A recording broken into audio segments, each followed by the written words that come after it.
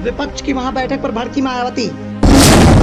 Baspa supremo Mayawati ने tweet के माध्यम से नीतीश कुमार पर जमकर कसा तंज। मायावती का बयान, मुंह में राम बगल में छुरी वाली नीति पर काम कर रहे हैं नीतीश कुमार।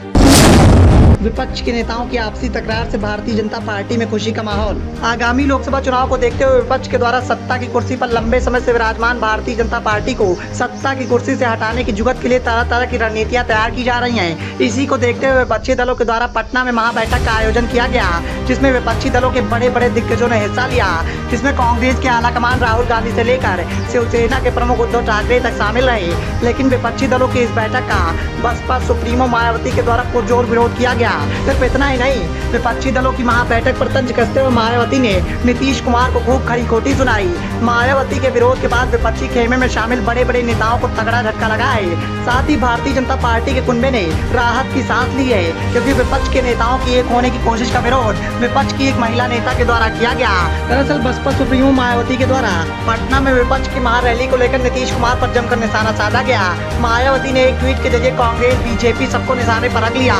बसपा सुप्रीमो मायावती ने ट्वीट के माध्यम से निशाना साधते हुए कहा कि महंगाई, गरीबी, बेरोजगारी, पिछड़ापन, अशिक्षा, जाति द्वेष, धार्मिक उन्मादहिंसा आज से ग्रस्त देश में बहुजन के त्रस्त हालात से स्पष्ट है कि परम पूज्य बाबा साहब भीमराव अम्बेडकर ने मानवतावादी समतामूलक संविधान को सही से लागू करने की क्षमता कांग्रेस और बीजेपी दोनों पार्टियों के पास नहीं है।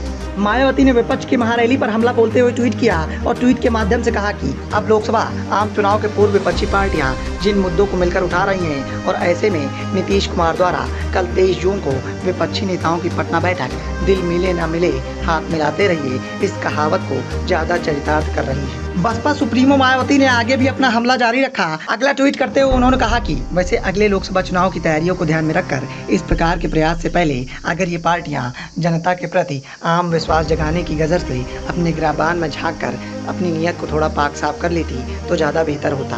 मुंह में राम बगल में छुरी, आखिर कब तक ऐसा चलेगा। मायावती ने अपने ट्वीट के माध्यम से विपक्षी एकता को कटघरे में खड़ा कर दिया। साथ ही विपक्ष के बड़े बड़े दिग्गज नेताओं को भी अपने निशाने पर ले लिया।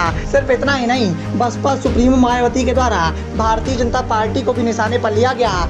लेकिन मायावती की बयानबाजी को देखते हुए भारतीय जनता पार्टी के कुनबे में खुशी का माहौल दिखाई दे रहा है, और ऐसा इसलिए है क्योंकि विपक्ष के नेताओं के द्वारा आगामी लोकसभा चुनाव को देखते हुए एक होने की कवायद की जा रही है। तो वहीं विपक्षी एकता पर तंज कसने का कार्य विपक्ष की एक महिला नेता के द्वारा किया जा रहा है, जिससे विपक्षी एकता में साफ तौर पर दरार देखी जा सकती है। और यदि ये दरार ऐसे ही बरकरार रही तो भारतीय जनता पार्टी आगामी लोकसभा चुनाव में जीत का परचम लहराने में कामयाब हो जाएगी। लेकिन अब देखना यह होगा कि मायावती की बयानबाजी का जवाब विपक्ष के नेताओं के द्वारा किस तरह से दिया जाएगा। फिलहाल बसपा सुप्रीमो मायावती के इस हमले पर अभी तक किसी भी विपक्ष के दिग्गज नेता का बयान निकलकर सामने नहीं आया है। Bureau report, the noise of India.